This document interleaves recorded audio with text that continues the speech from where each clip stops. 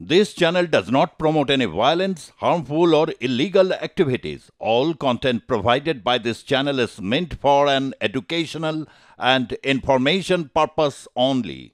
আজ থেকে ঠিক এক বছর আগে যুদ্ধ বেঁধেছিল হামাস এবং ইসরায়েলের মধ্যে, আর এক বছর পর সেই যুদ্ধের গতি প্রকৃতি অনেকটা বদলে গিয়েছে এবং এই মুহূর্তে যুদ্ধ দেখা দিয়েছে ইরান এবং ইসরায়েলের মধ্যে। আর যুদ্ধ সময় যত এগোচ্ছে তার প্রকৃতি, তার রূপ যে কতটা ভয়ঙ্কর হচ্ছে সেটা অন্তত আপনারা স্পষ্ট করেছেন। এবং ইতিমধ্যে যে ছবিগুলো সামনে এসেছে, ইরান একের পর এক ক্ষেপণাস্ত্র হামলা চালিয়েছে ইসরায়েলকে লক্ষ্য করে। যদিও আয়রন ডোমের কারণে সেখানে মৃতের সংখ্যা কিন্তু অনেক কম বা মৃত্যু হয়নি বললেও চলে, কিন্তু সর্বশেষ যে খবর আমরা জানতে পাচ্ছি 6 জনের মৃত্যু হয়েছে। কিন্তু সেই 6 জনের কিভাবে মৃত্যু হয়েছে এখনো পর্যন্ত স্পষ্ট নয়। অন্যদিকে ইরানে 8 জনের মৃত্যু হয়েছে একটা সেনা হাসপাতালে, যখন তাদের শুশ্রূষা চলছিল তখনই সেখানে ক্ষেপণাস্ত্র হামলা হয় এবং সেই সময় তাদের মৃত্যু হয়, যেমনটা আমরা জানতে পাচ্ছি। তবে এই পরিস্থিতিতে যথেষ্ট উদ্বিগ্ন ভারত। আলোচনা এবং কূটনীতির মাধ্যমে শান্তি প্রক্রিয়া এগিয়ে নিয়ে যাওয়ার পক্ষপাতী ভারত এবং ভারতের বিদেশমন্ত্রী এস জয়শঙ্কর এই মর্মে একটি বিবৃতিও দিয়েছেন। তবে এই যে যুদ্ধের ফলে তেলের দাম বাড়ার আশঙ্কা করা হচ্ছে, মধ্যপ্রাচ্যের যুদ্ধেও আন্তর্জাতিক সম্পর্কের ক্ষেত্রে কি কিছুটা হলেও প্রভাব ফেলবে প্রশ্ন উঠতে শুরু করেছে। কারণ ইতিমধ্যেই ইসরায়েল কিন্তু জানিয়ে দিয়েছে যে তারা ছেড়ে কথা বলবে না। পাশাপাশি আমেরিকা ইসরায়েলের পাশে দাঁড়ানোর কথা ঘোষণা করেছে এবং জো বাইডেন তিনি জানিয়েছেন প্রত্যেক দেশের বা প্রত্যেকেরই আত্মরক্ষার কিন্তু অধিকার রয়েছে। এই বিষয়ে আমরা কথা বলেছিলাম আন্তর্জাতিক সম্পর্ক বিশেষজ্ঞ রাজাগোপাল ধর চক্রবর্তীর সঙ্গে, তার বক্তব্য শোনাবো।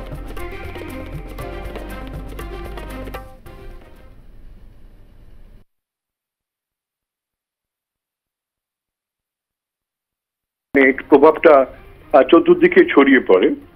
আর যে জায়গায় যুদ্ধ হচ্ছে বা আরো হয়তো হতে পারে সেখানে তেলের জায়গা, এবং শুধু তেল নয়, সারা পৃথিবীর প্রায় অধিকাংশই মানে এশিয়া, ইউরোপ বা আফ্রিকার সঙ্গে যে যোগাযোগ সেটাই হচ্ছে যেখান দিয়ে যায় স্টেট অফ হরমুজ প্রণালী যেটা বলে, সেটা ওখানে রয়ে গেছে। তার ফলে যুদ্ধের গতি প্রকৃতির উপর নির্ভর করছে তেলের দাম বাড়বে কি কমবে এবং হরমুজ প্রণালী দিয়ে জাহাজ চলাচল কতটা বিঘ্নিত হবে তার উপরে মানে সারা বিশ্বের যে যোগান ব্যবস্থা সেটা নির্ভর করবে।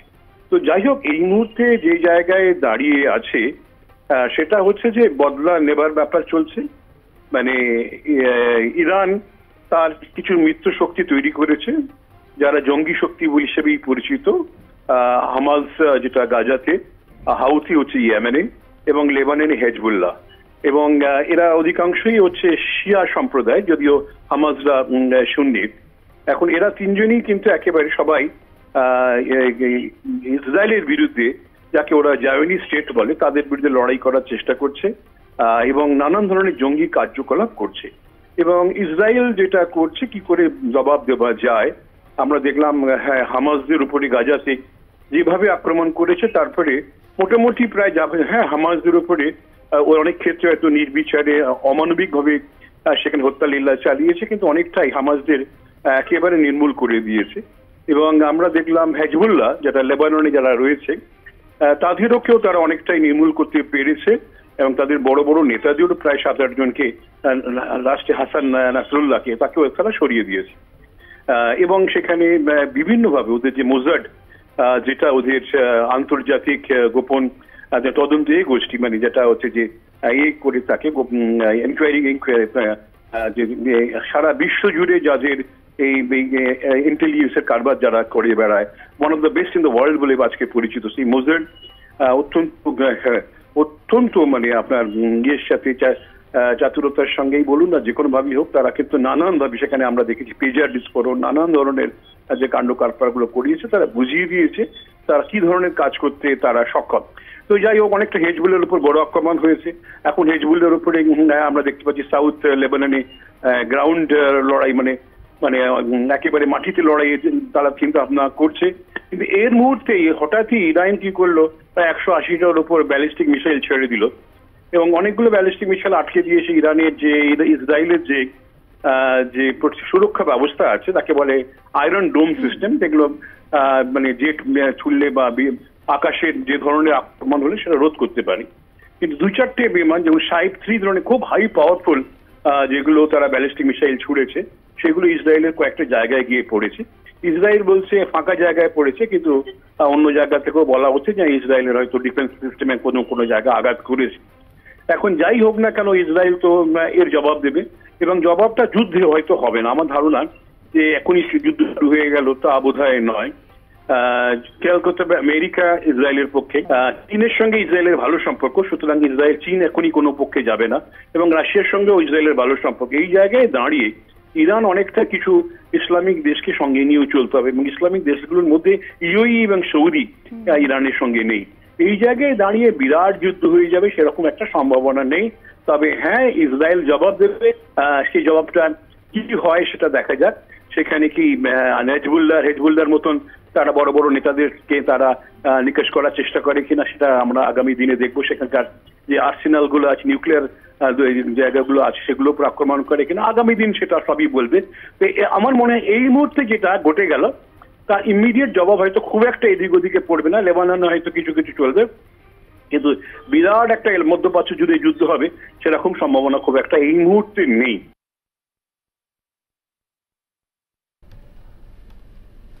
অন্যদিকে ইসরায়েলের ওপর 200 মিসাইল হামলা চালিয়েছে ইরান, আর ইসরায়েল যে চুপ করে বসে থাকবে না সেটা অন্তত ইসরায়েলের প্রধানমন্ত্রী বেঞ্জামিন নেতানিয়াহুর কথা থেকে স্পষ্ট। আর এই বিষয়ে প্রতিরক্ষা বিশেষজ্ঞ তিনি কি ভাবছেন, কিভাবে ব্যাখ্যা করছেন গোটা বিষয়টা, আর.কে. শ্রীবাস্তবের বক্তব্য শোনাব। এটা তো 48 আওয়ার্স হয়ে গেল, এখন পর্যন্ত তো ইসরায়েল তরফ থেকে কোনো রিয়াকশন আসেনি।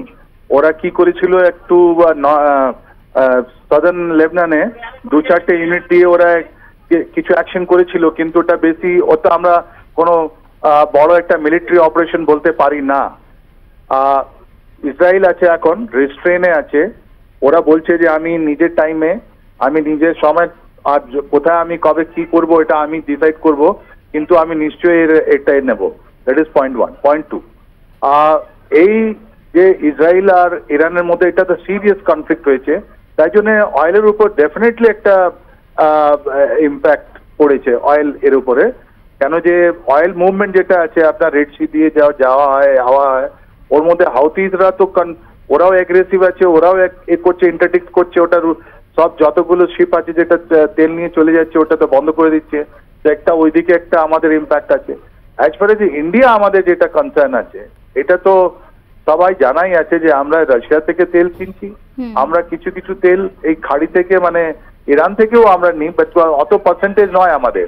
তা অ্যাট দ্য মোমেন্ট আমাদের বেশি হয়নি, আমরা ডিপ্লোম্যাটিকলি একটা সাইলেন্ট মোডে আছি আমরা।